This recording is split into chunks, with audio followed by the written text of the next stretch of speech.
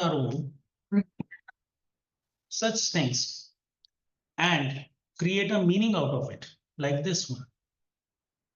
I can map trees that are closer to my house and load it on the GIS software. Those are free versions at this point of time. The way Google is free, and we can always debate technically whether we are free or Google is free. Keeping that humor out, a lot of great things are happening for a better world. Now, if I have to look at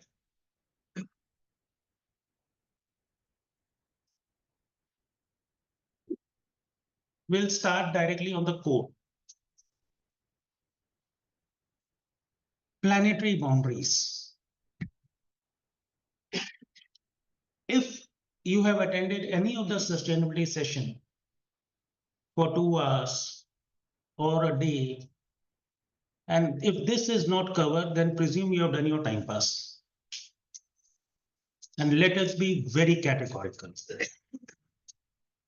Let it be very categorical.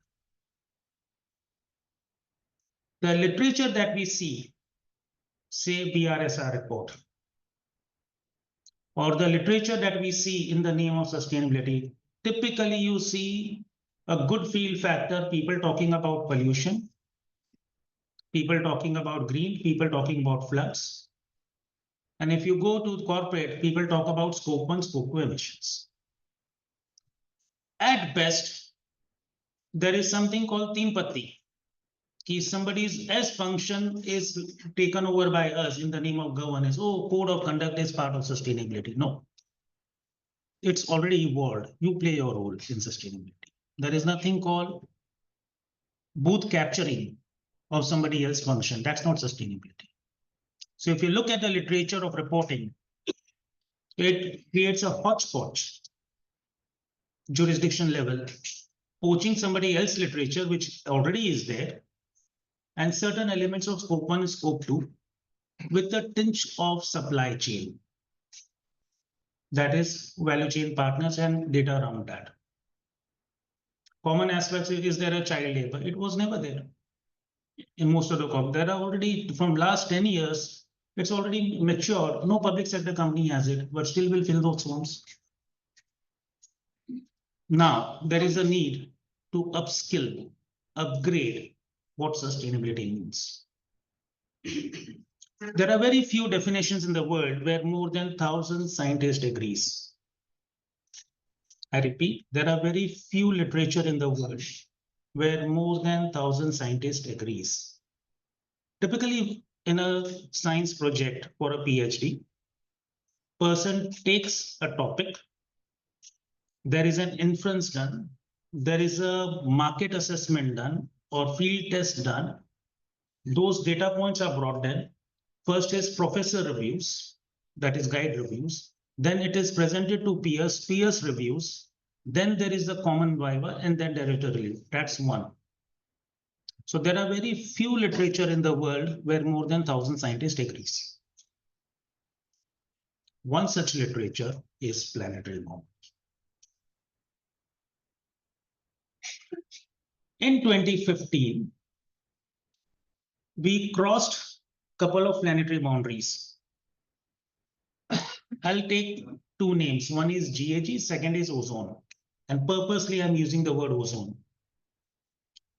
Subsequently, GAG emissions aggravated. Ozone, we succeeded. We should celebrate. Despite the 1,000 times increase in industrial production, still ozone has been effectively put back to its original order. The literature which we see, ozone depleting, it's an old literature. Ozone is succeeded. It's no more in the range of crossed planetary boundaries. So GAG was increasing. GAG stands for greenhouse gases. There are 7 gases which are recognized in greenhouse gases for the measurement. There are rules in relation to the timing, the impact, and the intensity. But by default, the common factor is CO2 equivalent. I use the word CO2 equivalent. So what happened? GHG was increasing. So globally, standard setters, when they issued standard, it was focusing on GHG, green, green, green, green, because it links to trees. So all the literature that you see, which was published globally, was largely hovering around GHG. So in 2013, when we looked at, if there are 9 planetary boundaries, which common scientists agree, including the measurements, out of 9, as we speak, 7 has exceeded. So when 7 has exceeded, what will happen? Globally, and today as we speak, EU, in the name of CSRD, has pulled those relevant literature and has published the directives. Directives means directives. It's not a standard voluntary and left to some agency who will get it done for his own members, and they put a monopoly. I have a monopoly to do, when they would not have spoken to us last farmer standing, and they think that they represent India. That's wrong. And let's have courage to say that that's wrong. Planetary boundary is borderless, segmentless, jurisdictionless, and it's not restricted to only a middle class segment of society or high society. It's for everybody. So the literature that has come as very tall in the field is European directive, that is CSRD. And there is a complementary version for the value chain of CSRD. I call it corporate CSDDD. That is due diligence directive. That whomsoever is in your supply chain, even that should be covered. Not only that, if any company is doing a turnover of more than 150 million euros from 2028, any part of the world, they have to cover CSRD standards, consolidated level. Otherwise, don't do business in EU. And that's the most wonderful development that has ever happened. It happened in me. The current literature of CSRD covers directly or indirectly. If you speak to anybody, everybody will say that I cover everything. Even BRSR report people, writers will say that I cover all 9. But for all practical purposes, the focus is on 4. And there are other standards which are emerging, and they'll cover all 7. And that's the biggest development and biggest opportunity globally, and how it affects you. From my side, I've started application, and it's just a paper application, hardly anything to do. Anybody who is CA for more than 5 years, they can apply for dual membership at EU, Institute of Chartered Accountants, England and Wales. And by default, you are recognized for CSRD. You can serve from India. So that's one of the biggest opportunity waiting to be untapped. The game professionally is paying fees, nothing else. As a member, you pay fee. But from a client perspective, pay fee to them. And that's the global game that is happening. Wherever there is shrinking population, they earn out of membership fees, not out of new students. So they take care. Now, from that perspective, then there are other people. We have Global Davos Conference, and people before the conference, there are great publications. One such is Global Risk Report by World Economic Forum. And when they look at the risk reports, what was before and what is now, most of the things, top 4 risks are climate risk. In other words, not the chartered accountant or cost accountant or tax accountants will look at and solve the problem. It is CEO who is going to solve that problem and will support them. It is a government who will work. It is the cross jurisdiction, various organizations that will work. It will be various startup ecosystems that will give a lot of things at exponential scale, free, including remote sensing technologies. Irrespective of what data you report, it gets catched. It gets catched with remote sensing technology, and that will work. If I have to look at from a business perspective, there are a lot of people look at literature of their own institute or of their own country. My strong suggestion will be look at IPCC 6th Assessment Report. I repeat, IPCC 6th Assessment Report. It is valid for next 10 years. The way census is done once in 10 years, it's a Herculean task that is undertaken globally. It's a 2000-page report where you have executive summary of 70 hours. And there are people who are on the verge of retirement, people who are connected with NGO, people who are independent directors. For them, this will be the biggest torch bearer for their own guidance. If you take pains to read those 70, 80 pages report, I've also included my email ID and number, and you have tried to make the meaning out of it, but still there'll be certain points to exchange, always welcome for discussion, because that is meant for better world. All other things, CEOs and functional units are subset of it, including government institutions. When we look at ESG, the traditional meaning of ESG was more to do with climate, to some extent pollution.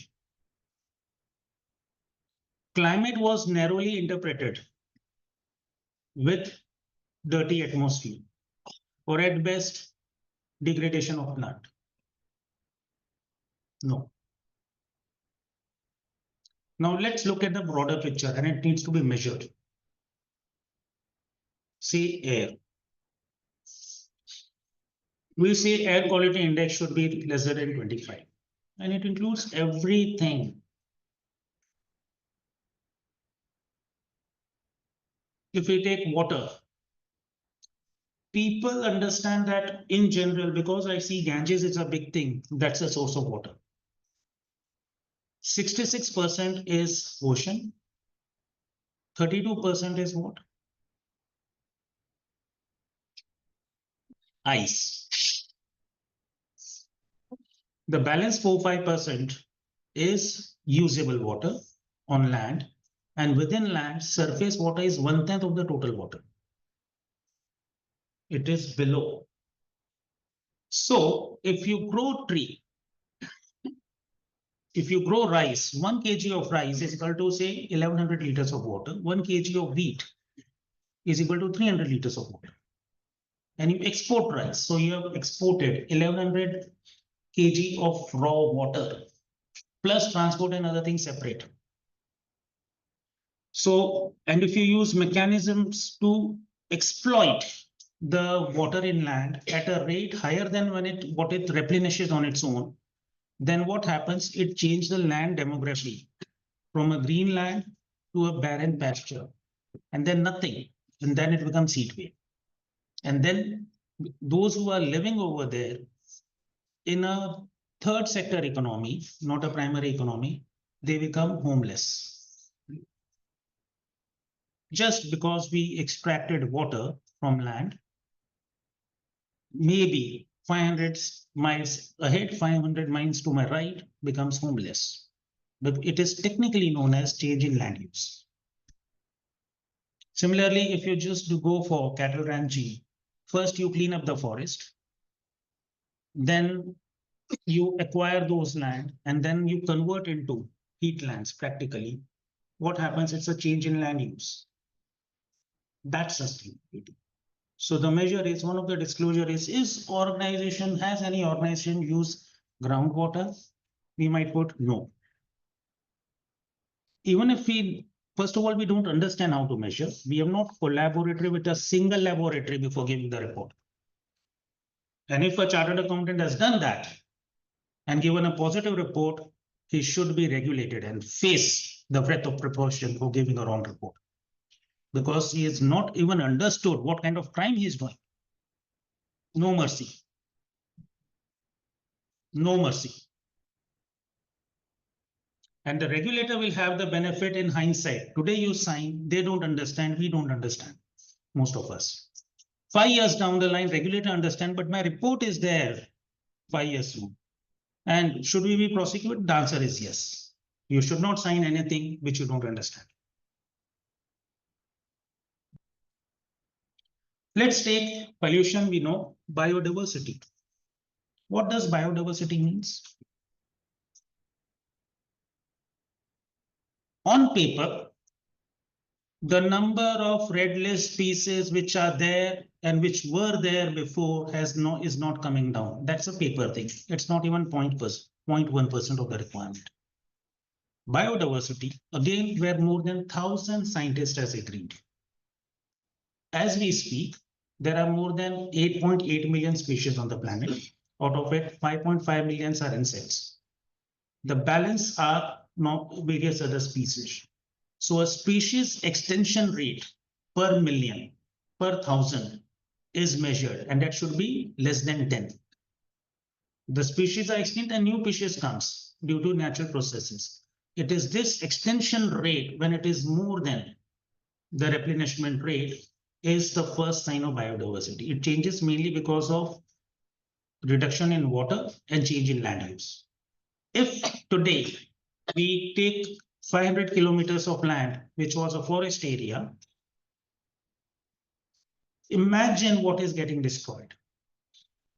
Right from insects to people who are dependent on it. And human is just one species. It changes everything. That is first aspect. Second aspect, indirectly linked, is disability adjusted life years. Like passive smoking reduces the number of years. So the way, whatever circumstances we are put in, disability adjusted life years is with the formula of John Hopkins that can be measured.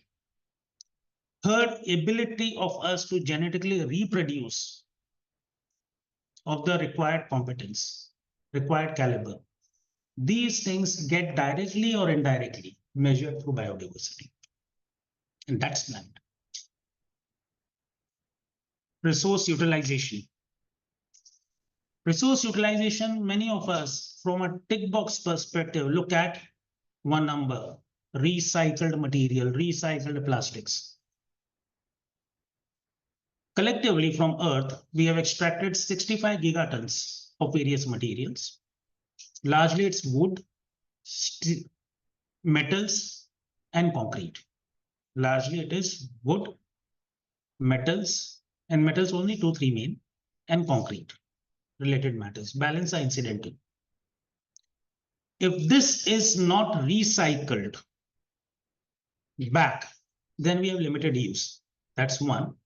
Second, it pushes strain on the ecosystem when we take a fresh thing. If we, for say example, 1 ton of steel is equal to 2.2 tons of CO2, 1 ton of oil extracted is equal to 2.8 tons of CO2 extracted, and 1 ton of aluminum produces more than 10 tons of emissions.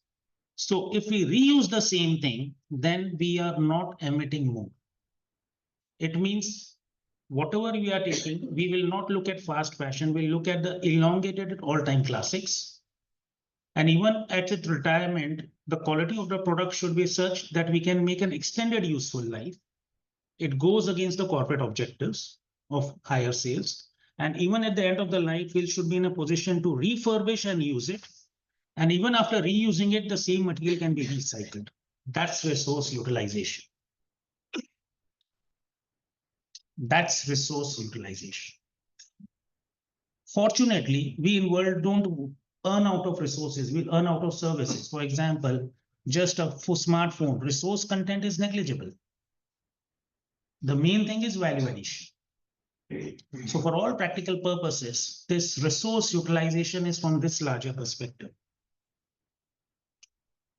When we talk about social, most organizations talk about their own employees or employees in value chain.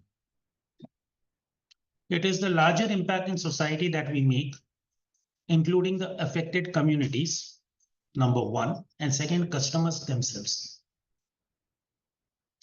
Here comes the principle of retributional justice, which is waiting to happen. Earlier, if you sell a product and that causes harm,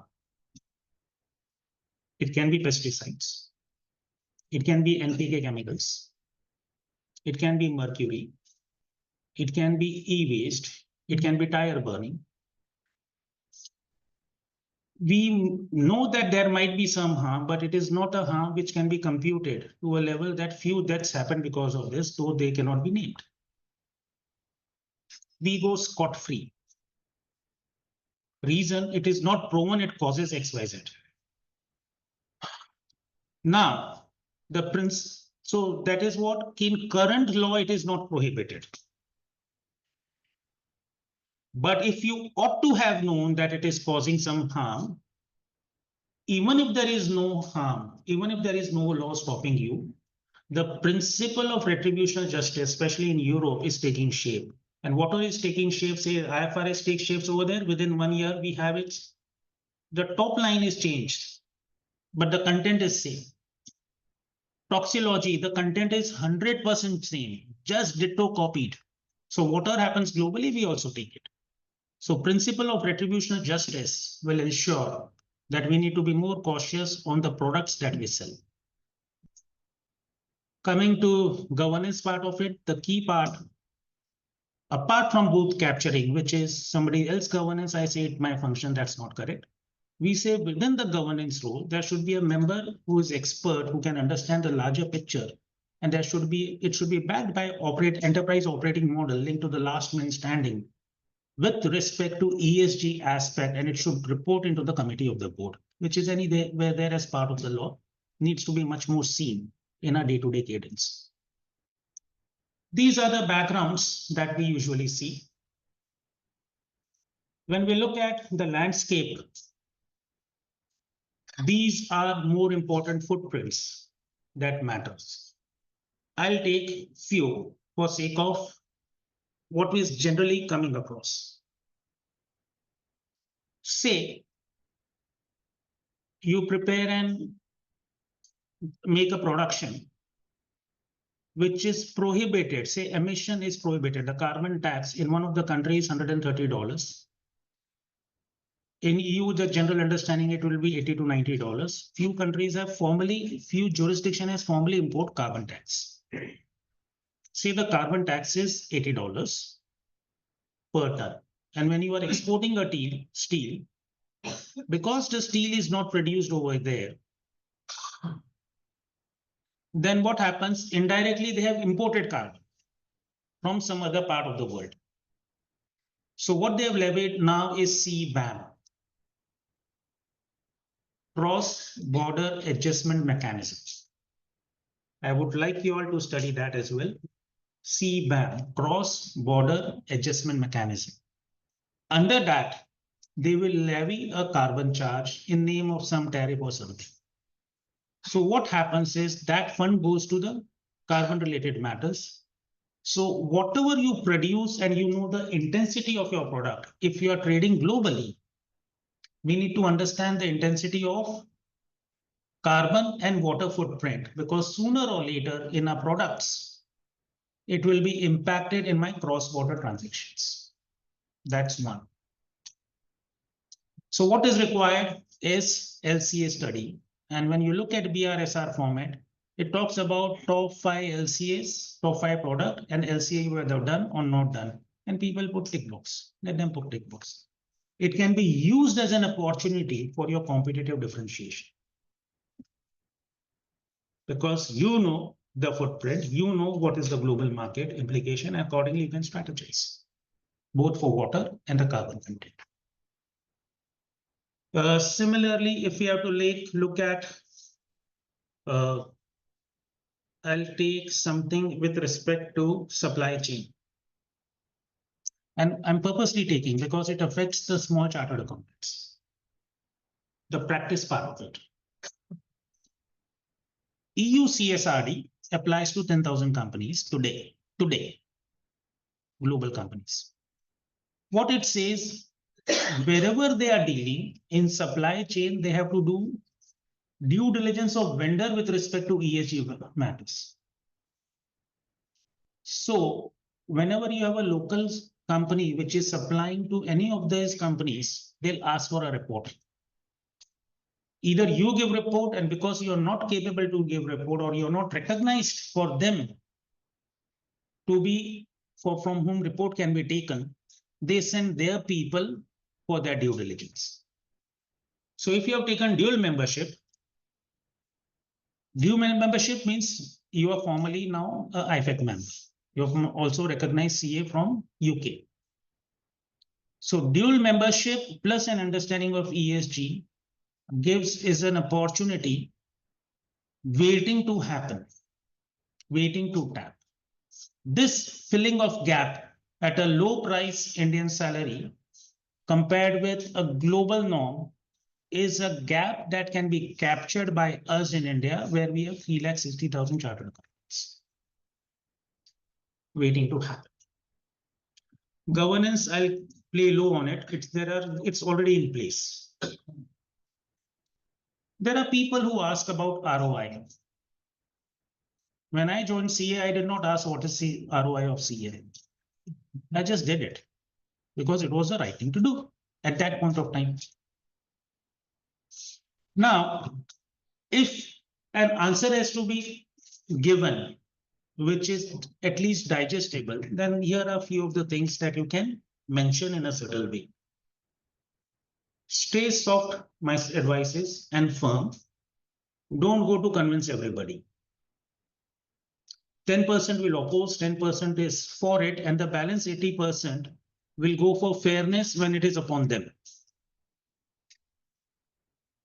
So the common things that I see with respect to the asking as to what is with respect to the benefits that I can get or my clients can get or my ecosystem can get. The first part is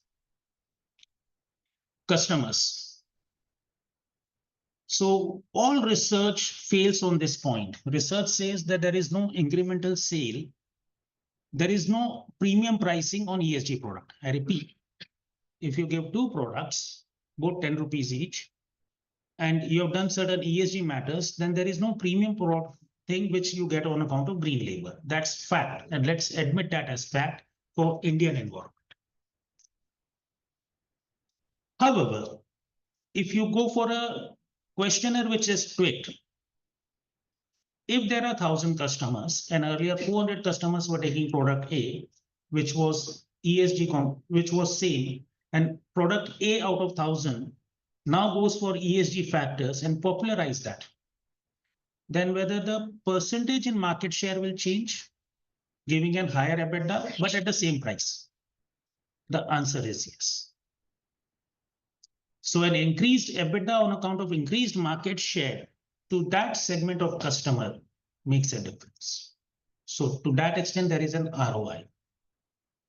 ROI is calculated on $1,000 sales, thousands of crores of sales. Your fees is negligible compared to those 1,000 rupees, 1,000 crores. The second thing comes with respect to investors. So there is a huge data point. The name of the subject is Confusion Project from MIT. His names are like that. Just to give you a context, here the way we see professor and the way we see their professor are different. Typically, a professor will be having 50 to 100 million US dollars of net worth because they are the original people who have disrupted the market. And the same professor, what is disrupting, there should not be any need to have any economic ministry. Why? He will track live 2 billion data points of transactions on the planet using his advanced mathematical model, and you take any report for any economy. In fact, the government which publishes report may be late. His report will be earlier than the government. From that perspective, when you look at the Confusion Project and they just say what they want to say, they expect that earlier, 5 years before, there was no impact on investor. There was a category of investors and their leaders who were claiming for green fund, which was hardly 4%. Now it has increased to 11% of all amounts that has ever been invested on the planet through stock exchanges. So this additional 12% fund is available to chase the same class of equity. In other words, you have a bit higher P valuation on an aggregated basis. Case to case not linked, but yes, supply demand says that. The third is with respect to embedded understanding. If we know what matter that matters, whenever there are policy advocacy coming from government, it comes for comments. So at the right time, we can go for level database intervention, submission to the government with respect to those parameters. So for your benefit, as we speak today, we are 7 years ahead in terms of our solar targets. In other words, there is a scope for policy advocacy. In relation to the product that we produce, and it's not our job as a CA will ask.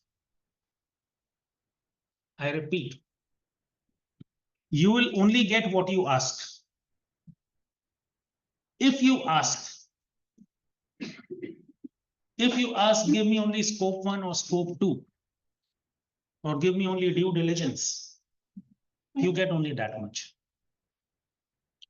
Alternatively, if you ask for your top 5 products, give me LCA, life cycle assessment. It looks like a big thing to ask, but for all practical purposes, input data remains same. I repeat, software remains same, output you have asked me. I repeat, if this is say 1 degree and whatever is the number, if it increases to 4 degree, it does not increases my cost. But to a layman coming from at that point of time, I say no, ये एक number का चश्मा था, 4 है तो 4 गुना दे दो. That it does not work that way. The same way it does not work that way, LCA. Let us be very clear, we'll ask. And once we ask, we know what to measure. And once we know what to measure, that creates impact. And whatever creates impact, we'll use it for societal license to operate. How my 3 years down the line financials will look like. And I'll back calculate the explanations for today. On matter that matters. I repeat, matter that matters. The various perspective on matter that matters. It's not financial only. If you look at, depending upon the department that you speak, they say the crucial aspect of sustainability. So we are a facilitator.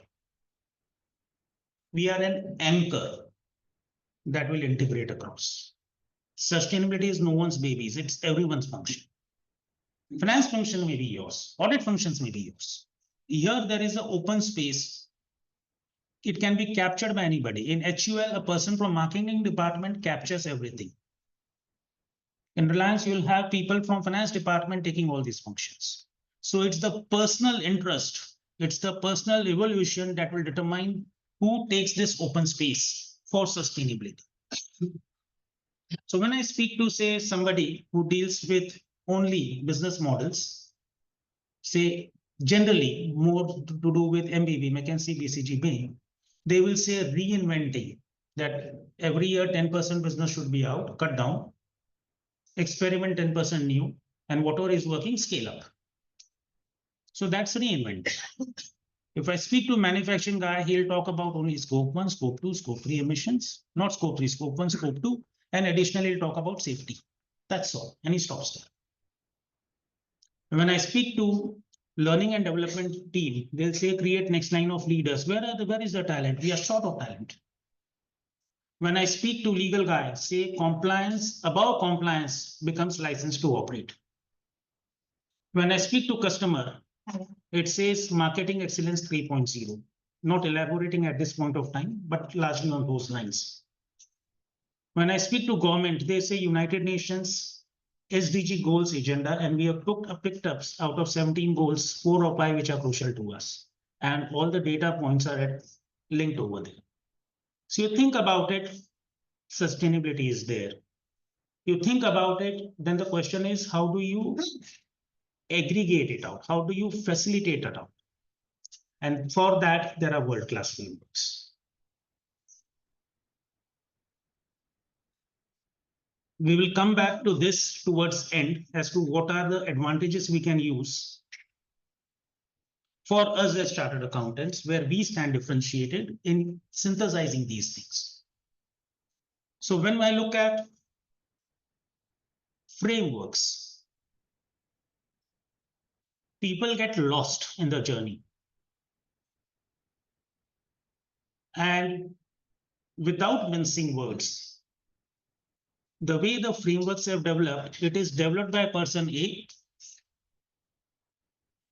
somebody else who is stronger than them, that just captures it and put it as his framework.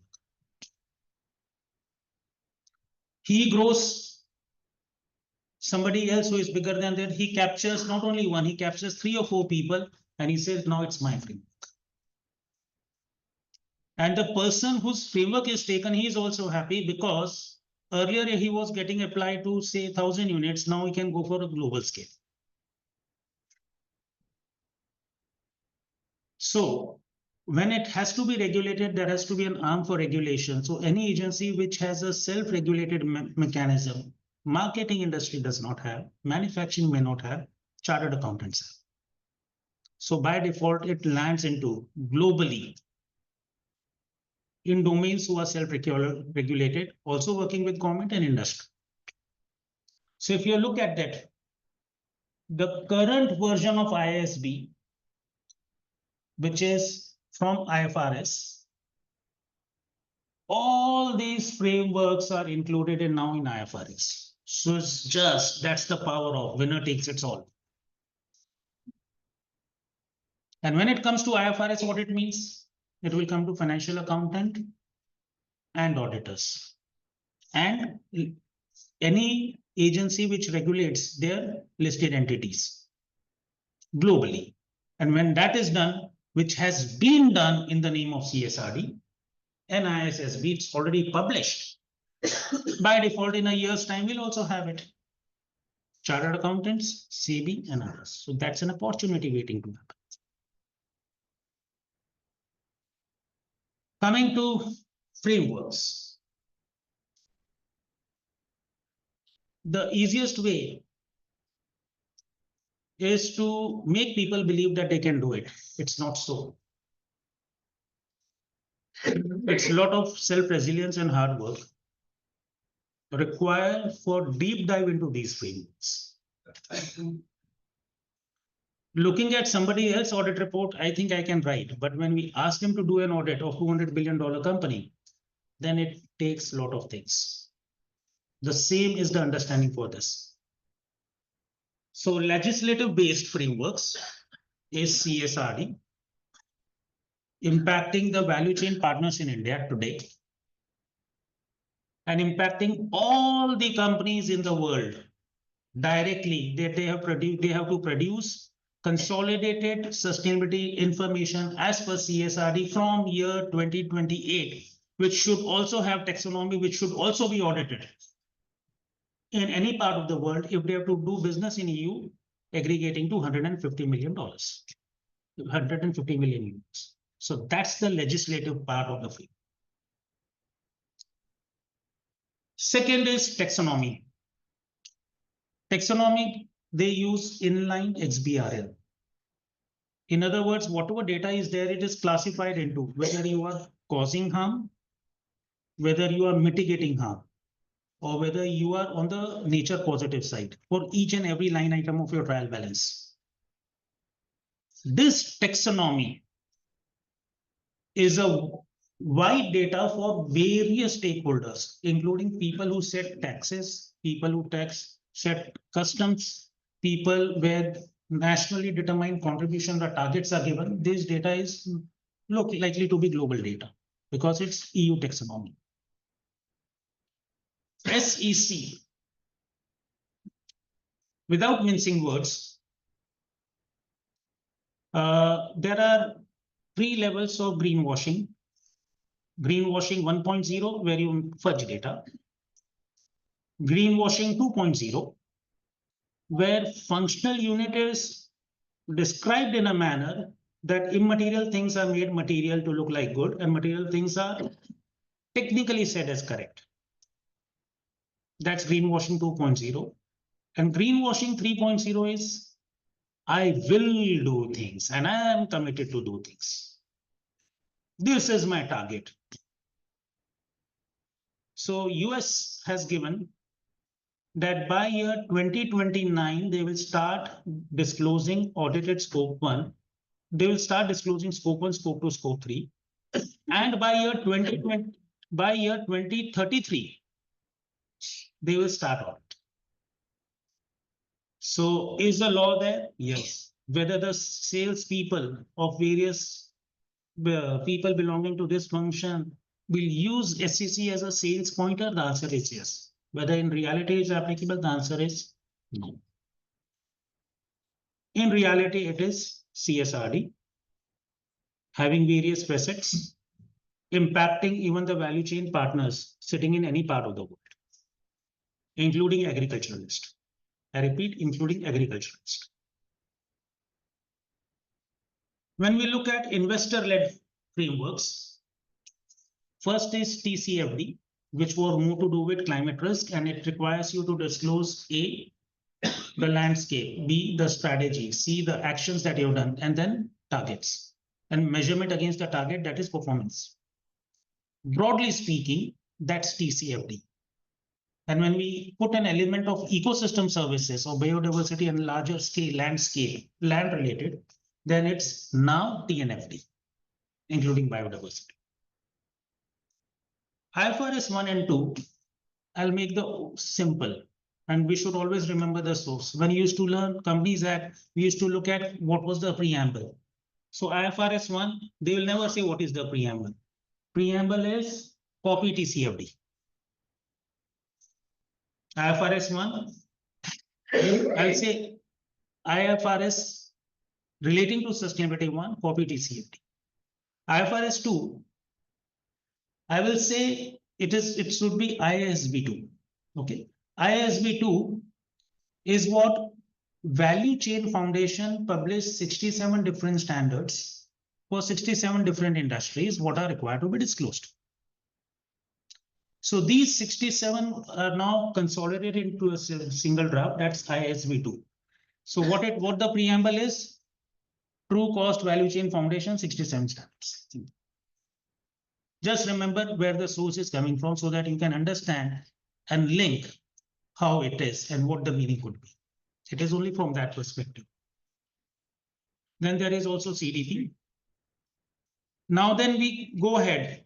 There are a lot of things. The one main thing that I'll say, which is very genuine and integrated with data points, and it's a multi-qualification kind learning on its own, is SDG. 17 goals, break up into 231 unique data points of measurement. For these 231 data points of measurement, at least at country level, these are measured and consolidated at United Nations level. And for India, we do it state-wise. So state-wise, I share what research I have done with my hand. And I presented at Harvard's. It is women empowerment is positive on GDP, is women empowerment is positive on ESG. How? If we have a data point state-wise, how many women practically has saved 5 hours a day? Say if they want to use washroom, they have to go outside the village. They cannot defect just outside their home. So it saves their time. Water, cooking. So what are the 5 things on the basis of which they save their time? And that data is available state-wise. So I loaded that data. Then using Python and R statistics, and I also loaded data, how many women are within Gram Panchayat proportion. So that becomes governance. For dot state, how much is the GDP, whether it is increasing or decreasing, whether it's in top 5 or bottom 5. So that I have loaded. So S is women empowerment, that is earning, and G is governance, whether they are on the board. And for these national level statistics with more than 1 lakh data point, I used R as a programming language, connected it, I got the result, which is at 98% level of statistical confidence. And then I presented it. There was a peer review. Then there was a 4-member jury where we presented. And as India, I'm proud to say, without exception in all the states, wherever there has been women empowerment, it has been positive on ESG. And that data point is available in public domain, which I have researched, and it's free of cost. Anybody can see it. Similarly, there are global standards. I'll use only 2. I also generally ignore these. It's there everywhere in terms of process. GAG protocol is the gold standard. And net zero is an indirectly coming as a standard. It's not a standard, it's a commitment that is science-based target. Here I would like to differentiate between two things, net zero versus carbon neutral. The difference is what? Carbon neutral means what? I'll emit, but at the same time, I'll buy the offset. It means I have license to rake. That I'll pay the fine of 1 lakh rupee, 1 lakh rupee, 1 lakh rupee, 1 lakh rupee. Science-based target net zero means I'm not allowed offset. So question comes quite often. Ki I have grown 1 lakh tree. Why I am not allowed to offset? Using simple techniques, you can measure how much carbon is sequestered in the tree and roots. But still it is not allowed. And the reason is, the technical reason is permanence and additionality. I repeat, permanence and additionality. And this word, you can use it in your audit committee. Nobody can counter it. Permanence means what? Whatever I grow, it will take 40 years to mature. What is my governance mechanism for that 40 years maturity? What is the thing that pest will not be there? What is the thing that tomorrow there is a storm or further climate change because of a man-made intervention? What is protecting it? So because unless it is secured, unless it is sequestered, and the benefits are taken out of it, we cannot say that planting and this maiden growth can be counted for carbon. So the entire scientific community is against it. Otherwise, it's an open license for fraud. The top 3 reporting frameworks are CSRD in reality, US SEC in terms of noise, and ISB, that is IFRS. We follow, or we are linked to IFRS. Whatever is issued, now today it is issued as ISB standards. It's already published. It is the respective jurisdiction we adopt. So we may have a 1 year, and finally, whether it should be audited or not audited, that we decide. If we don't decide as a profession, then SEBI will produce it as a regulation that this needs to be done. So by default, now there is a competition. Who will adopt early? If we don't do it, it's quite possible Institute of Company Secretary will do. And they should do if we are laggards. Anybody should do. So in this profession, the current, if you look at the literature, SEBI replaced the word from reasonable assurance to assessment. What is the implication? Why it was done in CSRD? Why? Financial auditors should not think that it is their domain. It is written. Writing a word assurance typically looks like it is meant for financial auditors, which is not so. Anybody who is capable can do it. Now, its individual jurisdiction will decide who are the people, who are the classes of people who are eligible to do that audit. So competition is already there. Financial auditor is replaced, that is a reasonable assurance is replaced with assessment. Next 2 years, 3 years, you may not have competition, but things will have to mature. These are just the staggered process. Coming to CSRD, which is impacting us. I'll put it, both CSRD and IFRS are largely same with minor differences. We have 2 standards which are mandatory disclosure, but there are 1200 data points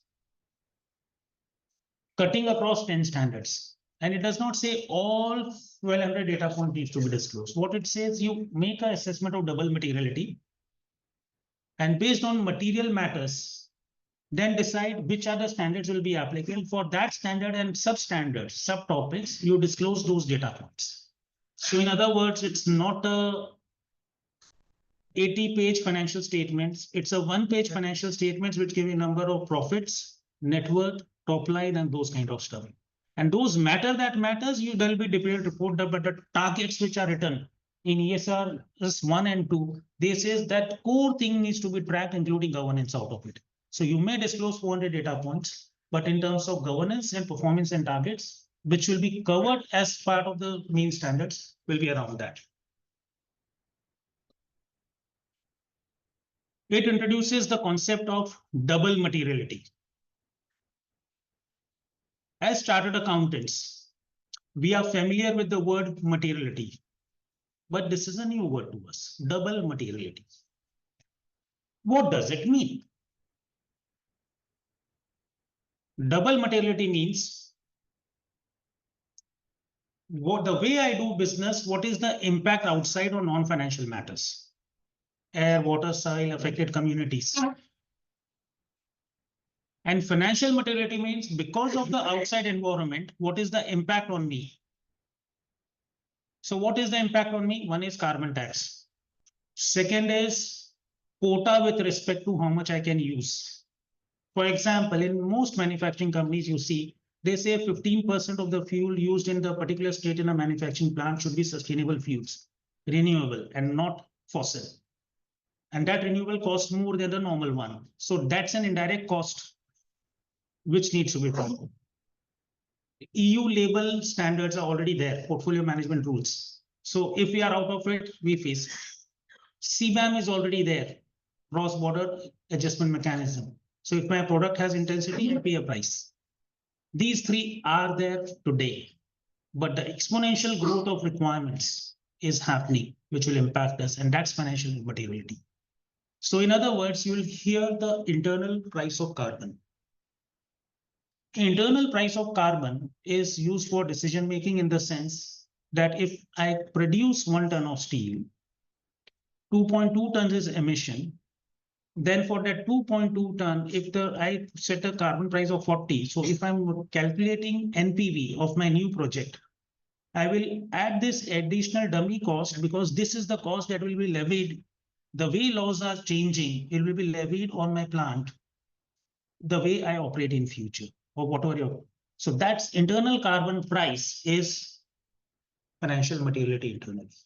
I'm oversimplifying. There are a lot of other aspects, but main aspects. And materiality has a lot of different meaning in different standards. Sustainability standards are global standards. So once we produce a number, once we produce a statement, we generally don't restrict to a jurisdiction.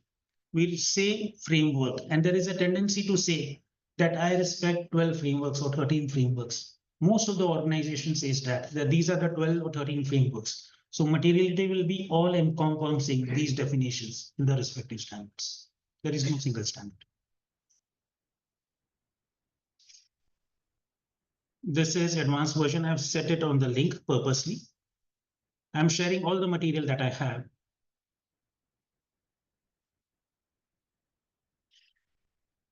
This will give you the insight.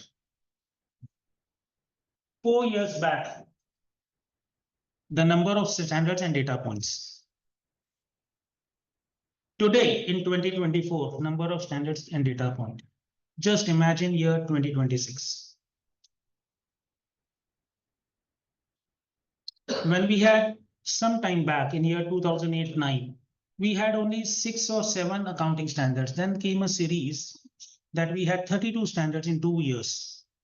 But for last 20 years, we did not have new standards, hardly 8 standards in 20 years, and then another 20 standards in 2 years. The same is the onslaught that I see with respect to sustainability standards in experience.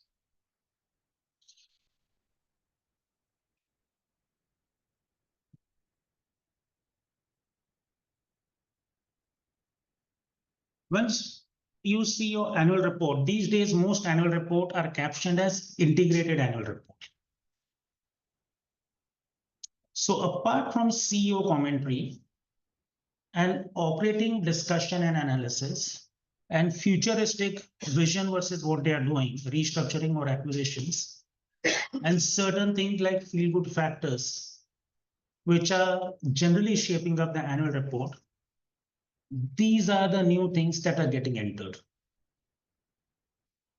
It's largely aligned to TCFD. What it says, I have 4 categories of risk. You have a section on risk management.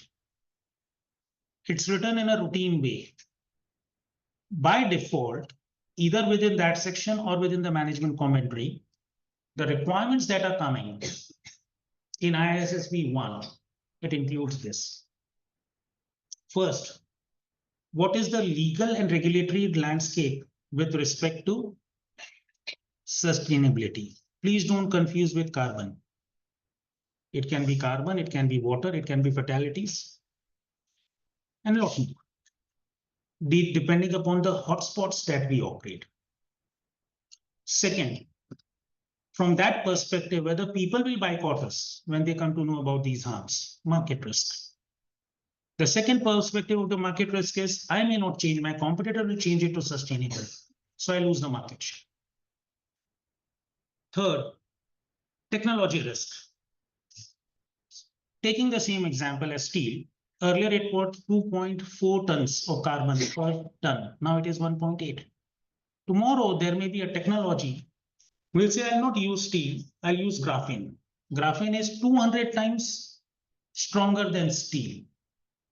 So if I make a car where the metal weight is 400 tons, 400 kg, I'll just make it with 2 kg, it will give me the same strength. And lightweighting itself is disruption. Lightweighting and extended life is a disruption waiting to happen in material sciences.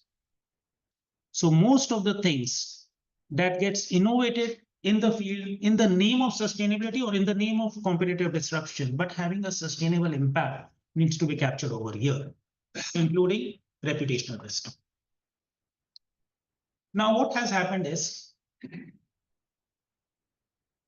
I'll just give a broader picture for us then to understand the remaining part, and these are required disclosures. The broader picture is, at today level, we are having 55 gigatons of carbon in the atmosphere. And it is also measured in some other manner today. It is 421 parts per million, ppm. So within air, the parts per million, there are 421 parts per million of carbon. And it can be measured. This 421 needs to be brought down to 350, which is pre-industrial level. If it goes beyond a particular level, then my temperature will rise. If I remain unchecked, my temperature will rise by 6 degrees Celsius, average. And if I try to put brake under various scenarios, then I can at best come to 1.5 degree compared to the pre-industrial level, or that 1.5 degree is gone, we continue to say we want to be 1.5. Practically, it can be at best to 2.13, and people think that we can be 3.5 degree more than the pre-industrial level. Now, in this carbon cycle, if it is methane, it remains in air for 20 years. If it is CO2, it remains for 100 years. So depending upon what we emit, that emission needs to be controlled, and that's the main thing that we have to address out of 1200 data points. I repeat, out of 1200 data points, the matter that matters are 7 factors of GHG emission put together, converted into equivalents of carbon, GHG. So what each nation is given a target that you reduce by 2050 to X level of emissions. So globally, it is 55 gigatons emitted annually as we speak. India emits some around 4 gigatons of carbon. If we convert the remaining 11% of the land area, which is technically already in forest zone, and create a very healthy biodiversity around it, it will take 40 years to mature. And that will take away all the carbon that we are emitting, but we don't have 40 years. So based on science-based targets, and you can refer, I've put it the link as part of appendix. It is known as MIT En-ROADS. You can use the model. It takes half an hour to learn, only half an hour, simple. Under which scenario or what action I take, what is the likely impact which I need to do. Based on that modeling and other data points, each nation comes with NDC, nationally determined contributions. Then nationally determined contribution is the upper limit that the government is going to set for various industrialists in terms of their quota and monitoring. That impacts us. It's already there. It's not upcoming, it's already there. Second, the optimum scenario is below 2 degrees. So in all our policy advocacy, which is industry-wise or a big corporate-wise, data-driven fact, because bureaucrats will just issue orders. So based on data-driven, it is quite possible you're not emitting to a level that it is degrading. You are way ahead than your peers, but you are labeled in that industry. So there could be a data-driven industry linking NDC and 2 degree scenario with your own data versus national data. Now, with this background, people will be choosing their own pathway, how I'll reduce my intensity, and that will get linked to your own business strategy. That's the impact of assessing transitional risk, from strategy to governance, governance to execution, and the pathway that I choose, including policy advocacy for good. I emphasize for good, on merit. These are the usual things, because whatever you do, in this case, the risk management committee will have its own heat map based on materiality assessment, and materiality assessment, then they'll start tracking, and it's forming part of your governance. This is a live case as a chartered accountant.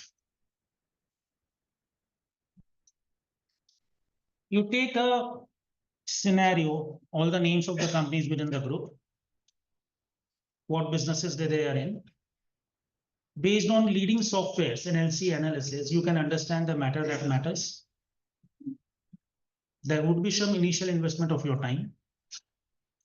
Then you look at what are the matter that matters and put it into your heat map, high, medium, low. Wherever it's a high, there has to be the narrative or assertive action, or if it's a low hanging fruit, you just take it for competitive advantage. And that drives you from a reporter of post-marketing things to a person who is contributing in the futuristic outlook of the company. And you are one of the persons. There'll be marketing, people from disruption, R&D, CEOs by default. But to get into that league, because CSRD is aligned with financial profession,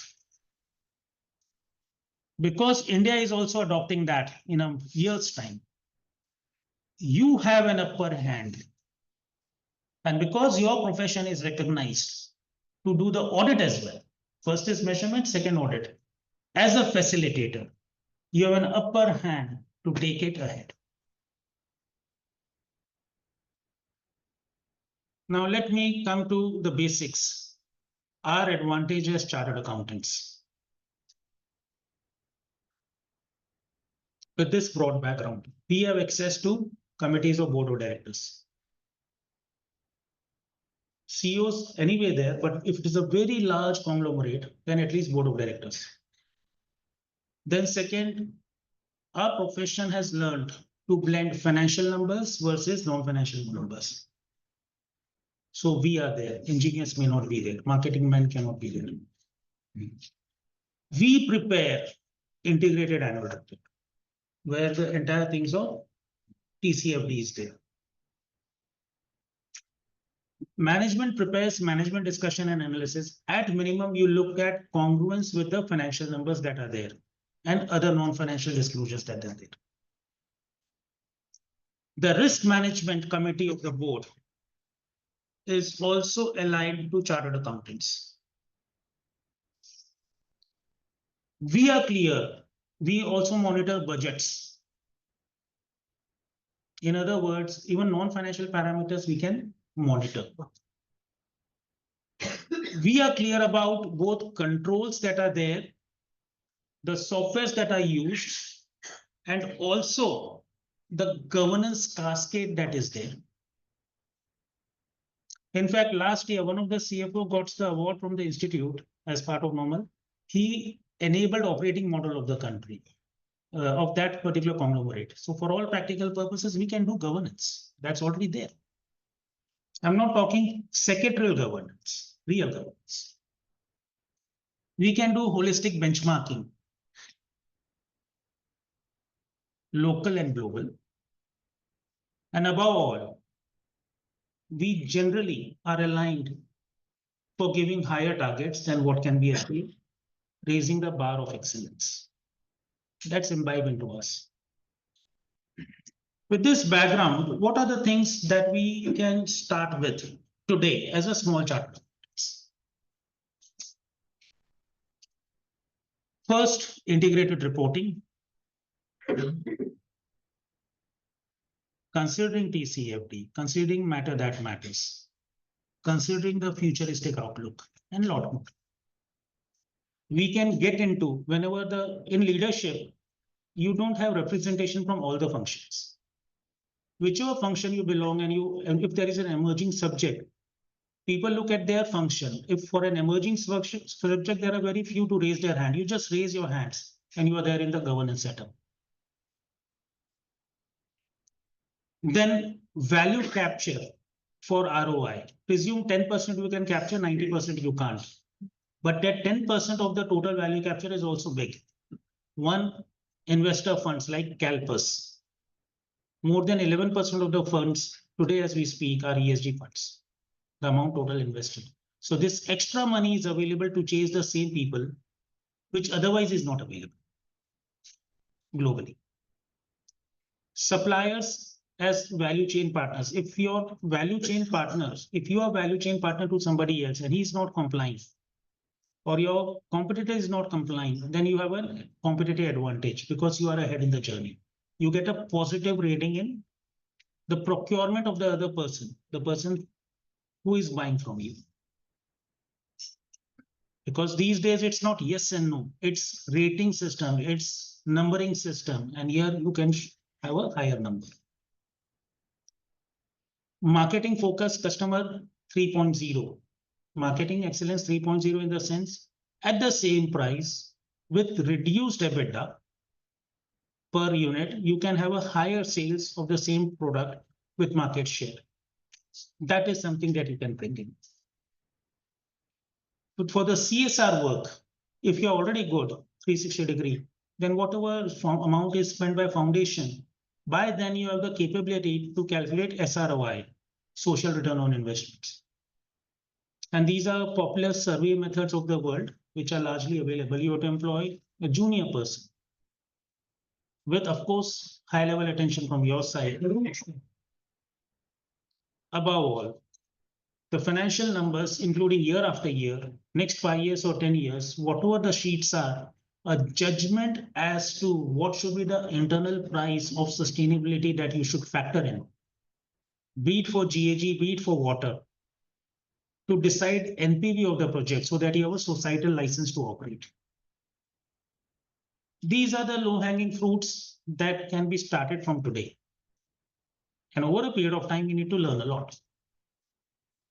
As in firm, earlier the collaboration was with tax team, then it came with IT, technology, so on and so forth.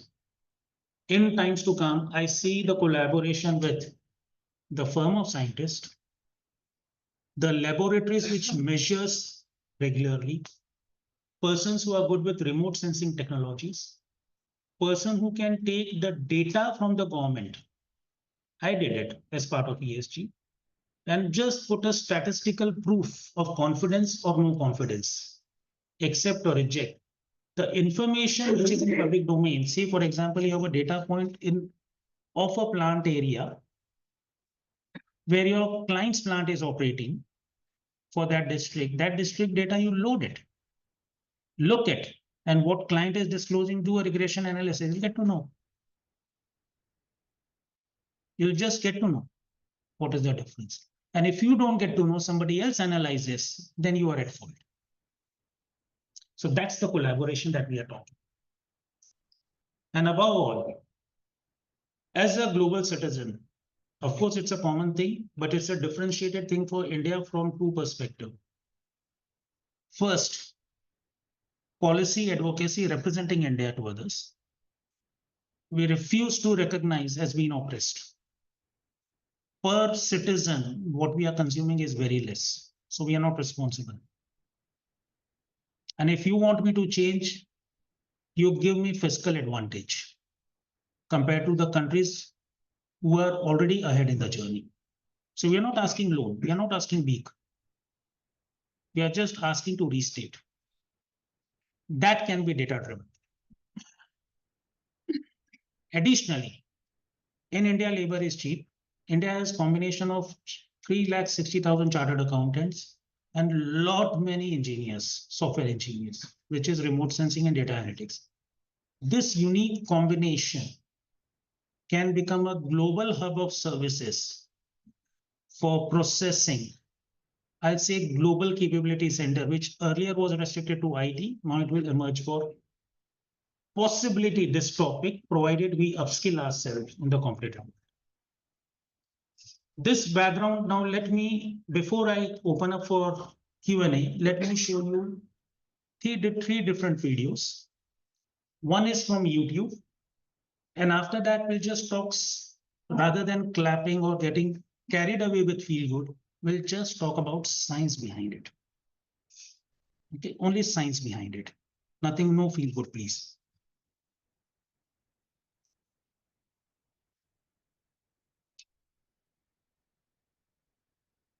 We started from planetary boundaries. So let me start with planetary boundaries.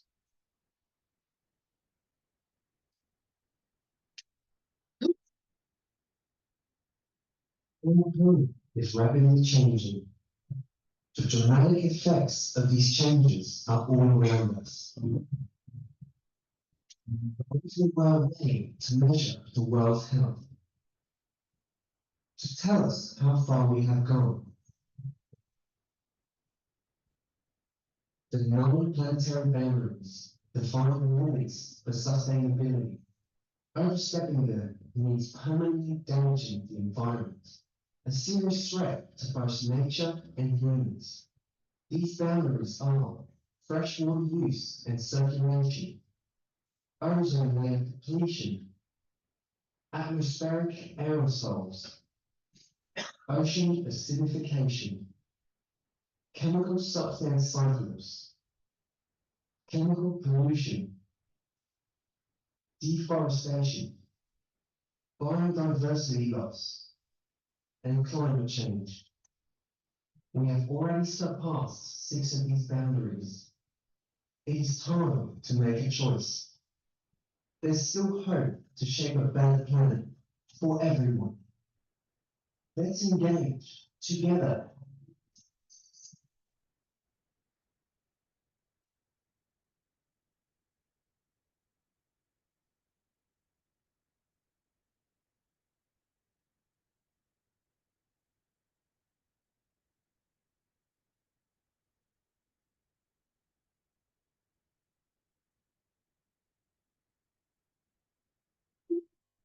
Are billions of galaxies. In our galaxy are billions of planets, but there is only one Earth. For most of our history, humans lived in harmony with nature. But we have shattered that balance, exploiting our planet for products and wealth, creating a climate catastrophe, driving species extinction, and dredging our land, seas, and air.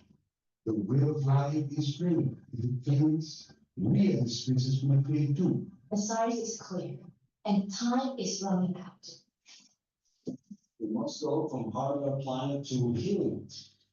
We must protect what we have and bring back what we lost to advance to a more sustainable future where everyone can thrive. Humanity has come together before to prevent environmental catastrophes. We have helped prepare the ozone layer. We restore millions of hectares of land in marine ecosystems, protecting thousands of species. And we ban dangerous pollutants. Saving countless lives. Let those victories be the torches that ignite more action and illuminate the path to a world in which we are once again at peace with nature. In the universe are billions of galaxies. In our galaxy are billions of planets. But there is only one Earth. So many people. Cheer is the future. Human ingenuity. What can you? Remain worthy.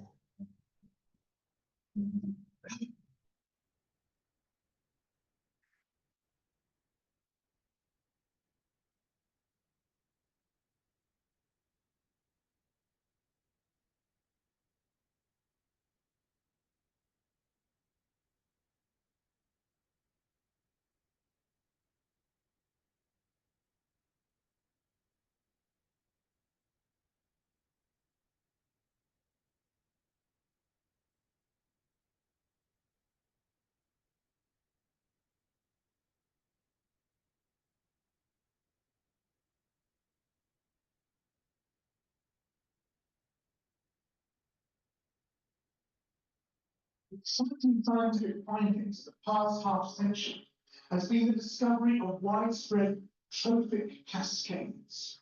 A trophic cascade is an ecological process which starts at the top of the food chain and tumbles all the way down to the bottom. And the classic example is what happened in the Yellowstone National Park in the United States when wolves were reintroduced in 1995. Now, we all know that wolves kill various species of animals, but perhaps it's slightly less aware that they give life to many others. Before wolves turned up, they've been absent for 70 years, but the number of deer has done nothing to hunt them and built up in the Yellowstone Park, and despite efforts by humans to control them, they managed to reduce much of the vegetation there to almost nothing. They just grazed it away. But as soon as the wolves arrived, even though they were few, they started to have their most remarkable effects. First, of course, they killed some of the deer. That wasn't the major thing. Much more significantly, they radically changed the behavior of the deer. The deer started avoiding certain parts of the park, the places where they could be trapped most easily, particularly the valleys and the gorges. And immediately those places started to regenerate. In some areas, the height of the trees quintupled in just 6 years. Bare valley sides quickly became forests of aspen and willow and cottonwood. As soon as that happened, the birds started moving. The number of songbirds and migratory birds started to increase greatly. The number of beavers started to increase because beavers like to eat the trees. And beavers, like wolves, are ecosystem engineers. They create niches for other species. And the dams they built in the rivers provided habitats for otters and muskrats and ducks and fish and reptiles and amphibians. The wolves killed coyotes. And as a result of that, the number of rabbits and mice began to rise, which meant more hawks, more weasels, more foxes, more badgers. Ravens and bald eagles came down to feed on the carrion of the water bed. Bears fed in too, and their population began to rise as well, partly also because there were more berries growing on the regenerating shrubs. And the bears reinforced the impact of the wolves by killing some of the calves of the deer. And here's where it gets really interesting. The wolves changed the behavior of wolves. There was less erosion, the channels narrowed, more pools formed, more river sections, all of which are great for wildlife habitat. The rivers changed in response to the wolves. And the reason was that the regenerating forests stabilized the banks so that they collapsed less often, so that the rivers became more fixed in their course. Similarly, by driving the deer out of some places and vegetation recovering on the valley sides, there was a soil erosion because the vegetation stabilized that as well. So the wolves, small in number, transformed not just the ecosystem, of the Yellowstone National Park, this huge area of land, but also its physical geography.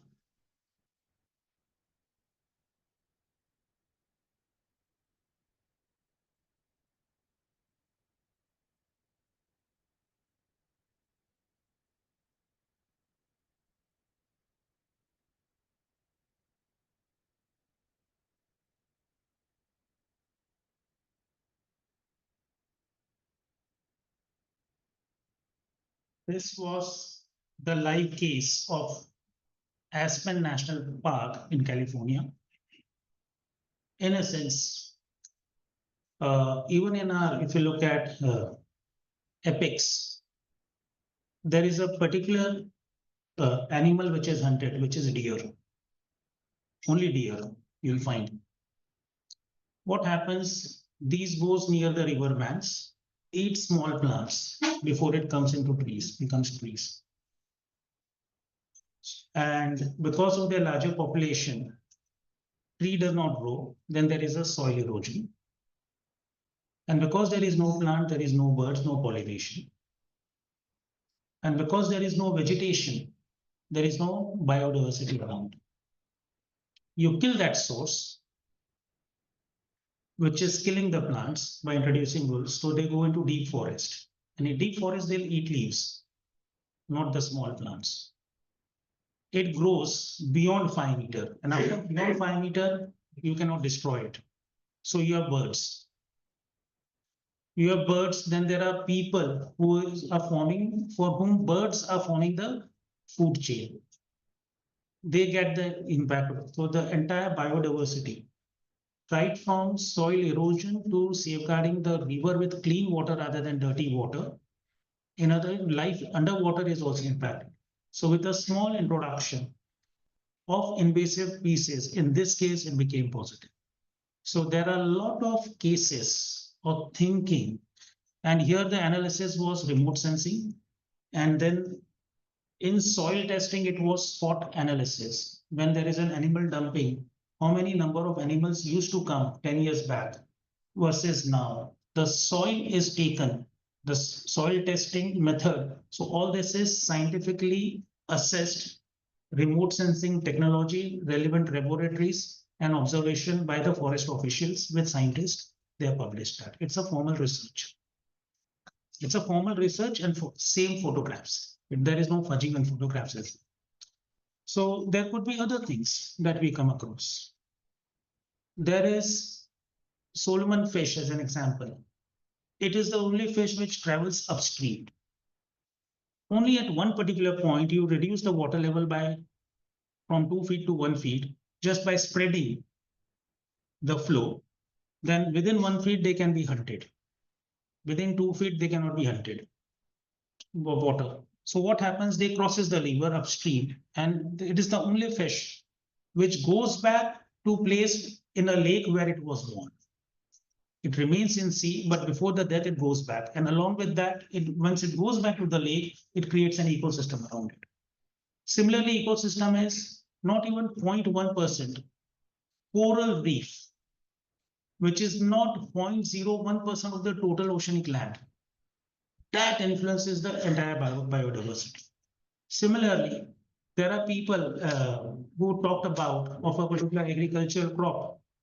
So when they talk about, apart from water, the main issue is say NPK. India 80% land is agriculture. So you put nitrogen, phosphorus, and potassium. That gets leaked into water.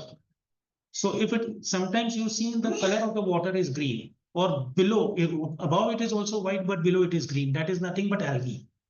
Algae means what? That it has taken oxygen from the water for its growth. Because algae has taken priority of oxygen in water from growth, the ecosystem which was supposed to be smaller tree in the base, that is no more there, and the biodiversity below water is lost. So just something going from agricultural land in a very small quantity to lakes or ocean, we call it ocean eutrophication.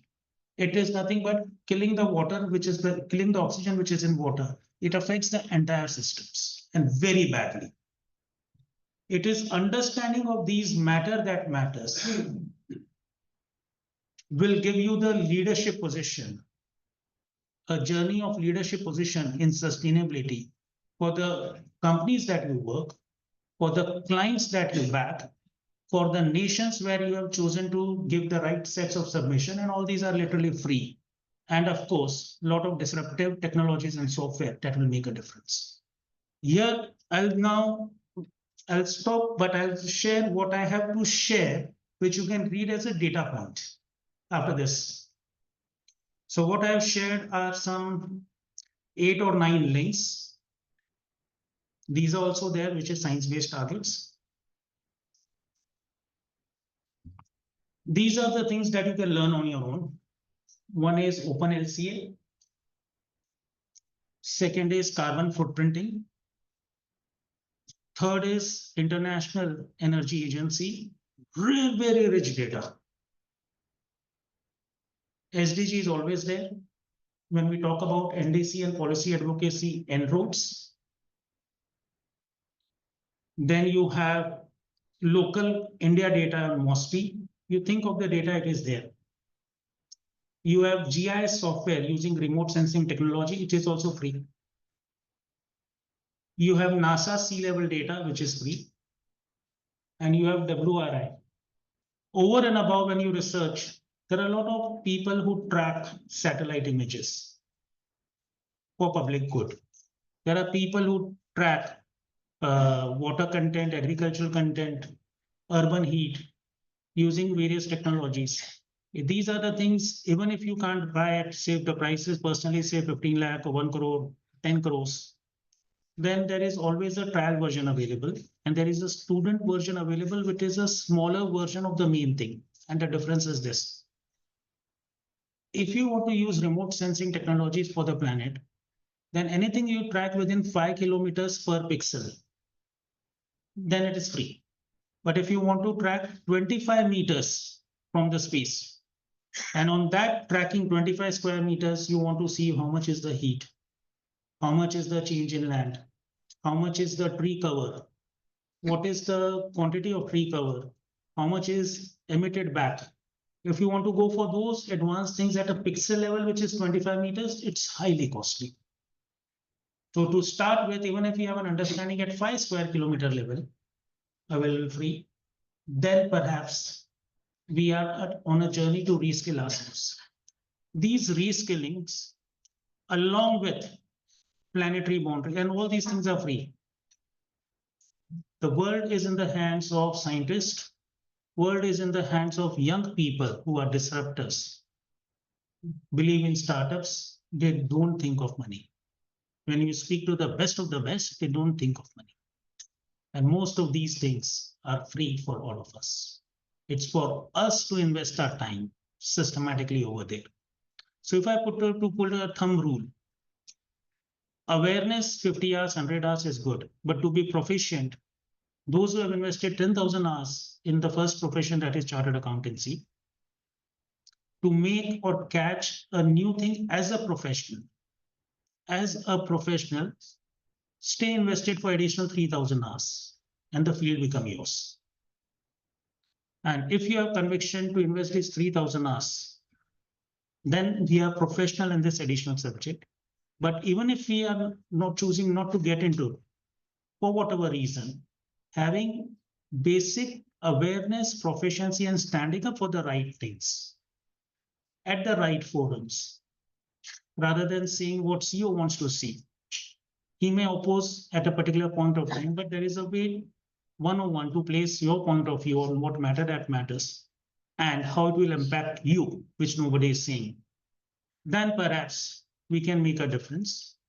Otherwise, bread and butter function, basic like integrated report, BRSR report, CBAM tax adjustments, policy advocacy. These are the baseline with or without knowledge, much knowledge. We can start practicing from today. This much I'll say and stop here. And I'll be happy to try answering your questions, if any.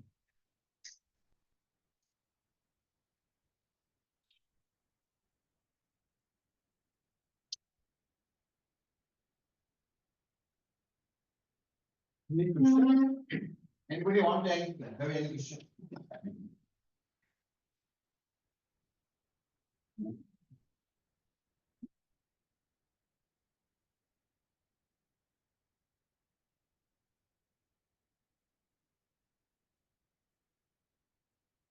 Thank you, Rakesh ji. Friends, CA Rakesh Agrawal has precisely elaborated every aspect in respect of ESG reporting globally with practical example. And I assure we gain lot of knowledge about ESG. For vote of thanks, I invite our past convener, CA Anam Jain, to give a vote of thanks.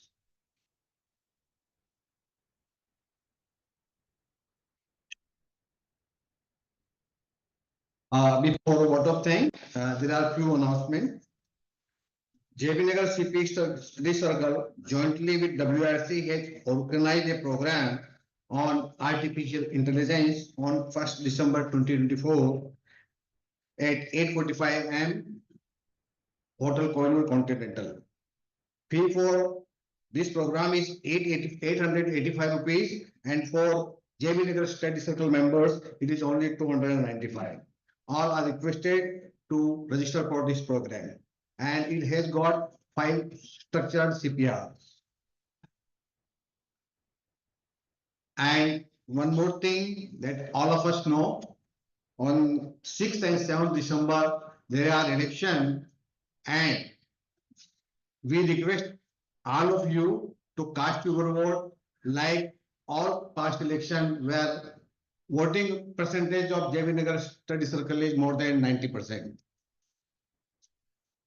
Now, coming to and another thing, most important, on 20th November also there is election of Maharashtra Assembly. Please everybody cast their vote and as a responsible citizen. Coming to today's topic,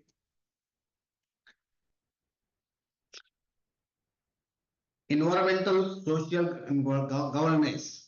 It is a very new term, and many of us either not heard of it or know very little. Rakesh ji has explained in such a beautiful and fascinating manner that it has given us insight what it is and what it means to our lives.